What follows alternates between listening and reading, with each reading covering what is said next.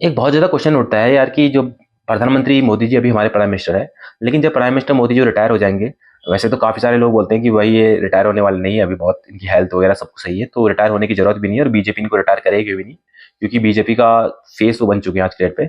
लेकिन अगर हमने मान लिया कि अगर कल को बीजेपी के जो प्रधानमंत्री मोदी जी हैं रिटायर हो जाते हैं और 2029 में अगर हमें नया प्राइम मिनिस्टर चुनना पड़ेगा, बीजेपी को नया प्राइम मिनिस्टर डिक्लेयर करना पड़ेगा, तो किसकी पॉसिबिलिटी सबसे ज्यादा है? सबसे ज्यादा पॉसिबिलिटी जो आज के डेट में दिख रही है, ऐसा लोगों को लगता है कि योगी आदित्यनाथ जी है, next prime minister Yogi Adityanath ji होंगे।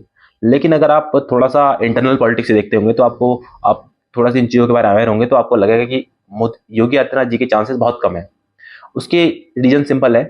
उसका रीजन सिंपल है, तो मोदी जी हमेशा चाहेंगे कि अगर मोदी जी रिटायर होंगे तो ऐसा कोई बंदा नेक्स्ट बनेगा कि जिसपे जो कि मोदी जी का लॉयल हो।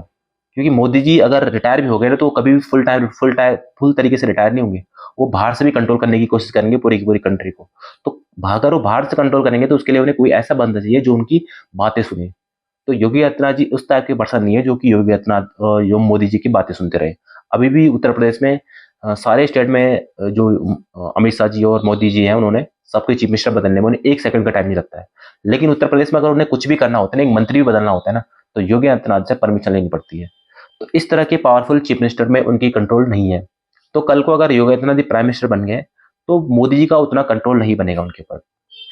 दूसरी चीज है, तो लॉयल उनका कौन है, क्वेश्चन ये उठता है। तो लॉयल सबसे ज्यादा उनका अमित शाह जी है।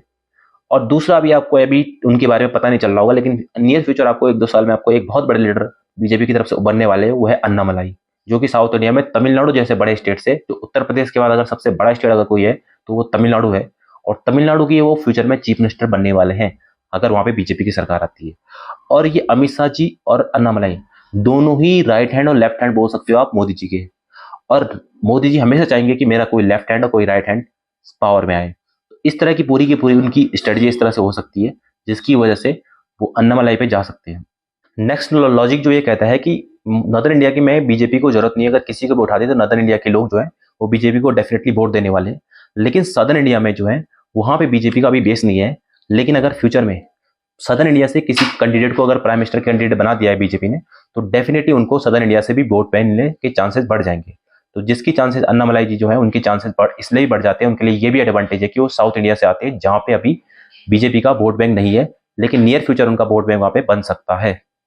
और अमित शाह क्यों नहीं बन सकते? अमित शाह जी के साथ प्रॉब्लम सिंपल है कि उनका ग्राउंड लेवल पे कोई एक्सेप्टेबिलिटी नहीं है, लोग उनको इतना नहीं चाहते। हाँ, उनके काम बहुत अच्छे हैं, लेकिन ग्राउंड लेवल पे अगर वो इतनी एक्सेप्टेबिलिटी नहीं है उनकी जितने की योगी आदित्यनाथ जी है और अन्नामलाई जी है। इनके लोग ग्राउंड लेवल पे इनको लोग जानते हैं।